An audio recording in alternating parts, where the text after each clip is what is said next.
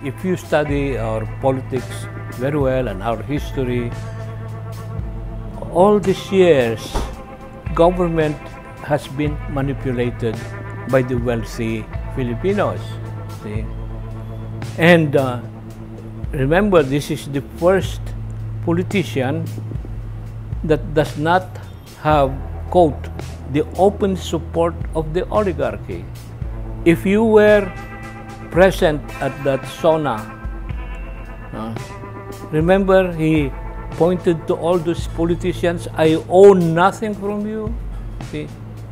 So keep that in mind. This is the first non-oligarchic president. I believe this is the beginning of I don't want to call it nationalist, but anyway, a Philippine revolution. Now, you go back into our history, and much of our problems are due to the fact that we have been colonized. The colonization, first Spanish, then American, then Japanese, and now we are colonized by our own elites. See? And all this, our auguries were already evident in 1896. See? This is not going to be done in 2 or 3 years. You know, just look back. Just look back.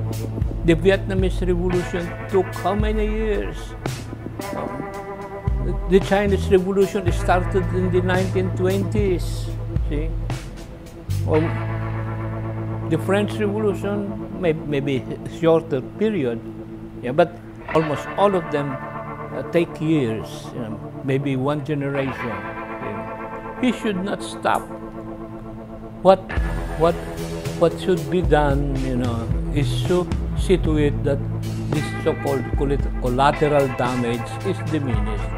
Yung malungkot, if something happens to him, if he dies or is assassinated, then you put the revolution on hold.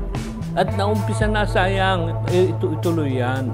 The first thing they should do, it is to recognize that a revolution has started. And the second thing that they should do is to recognize that that revolution is long in coming and that is a necessity. Like I said, the outcome, you are not sure, which means that Filipinos should ever be ready not only to recognize that there is going to be a lot of pain and suffering, but that in the end, we, all of us, have to work even harder. Ginigit-git nyo yung mga tao ko dyan sa envelope na yan. Lisa Marcos, naalala mo? Nagpadala ka sa akin ng video? Sinabihan mo ako saan kukunin ang pera. Pinakita mo ang muka ng tao doon sa video message mo. Hi, Nikki. This is she's been working with us for the longest time. We trust her. You sent me written instructions about money. Millions a month. Anong nakalagay doon sa envelope? DepEd. Anong ginawa ko? Binigay ko sa DepEd. Putak na mo ka.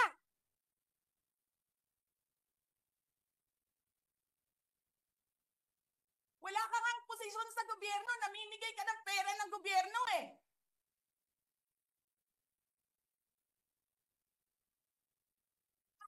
Sisirain mo yung tangal ng mga kasama ko sa Office of the Vice President. Sasabihin nyo sa mga tao, nakaw yan, confidential funds yan. Niwala nga kayong isang proof na confidential funds yan. Naniwala lang kayo sa isang babae na ang pangalan ay Gloria Mercado na nagsabi confidential funds yan, na hindi nyo nga nilabas na wala pang confidential funds, meron ng white envelope. Kasi 2022 pa lang, tang ina mo ka, may utos na ng pera sa DepEd. Tapos kami yung nagsisinungaling? Nagpipigil ako eh.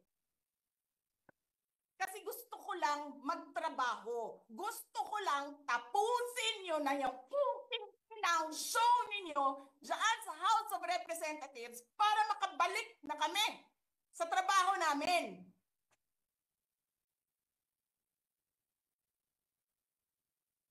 Tapos ganyan ang gagawin ninyo sa amin dahil hindi kami sumusunod sa inyo? Dahil ayaw na namin tumulong sa inyo?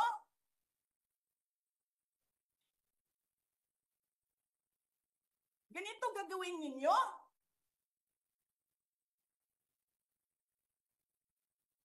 Presidente ka, may speaker ka na involved sa bribery ng Supreme Court justices. May video, may kaso, may witnesses. Hindi mo tinanggal yung speaker mo. Pinabayaan mo siya abusuhin ang pera ng bayan. Paikot-ikot sa buong bansa, namimigay ng pera na para bang kanya yung pera.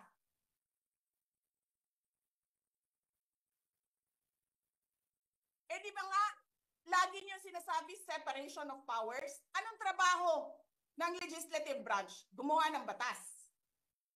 Anong ginagawa ni Martin Romualdez? Nagdidirect ng DSWD, namimigay ng ayuda,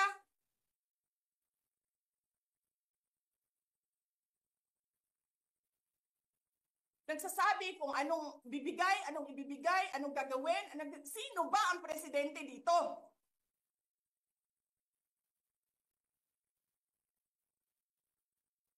Alam nyo, alam namin, mali ang ginagawa ninyo. Sinabihan ko lang mga kasama ko sa Office of the Vice President, pasensya na, sumunod na lang tayo para matapos na sila.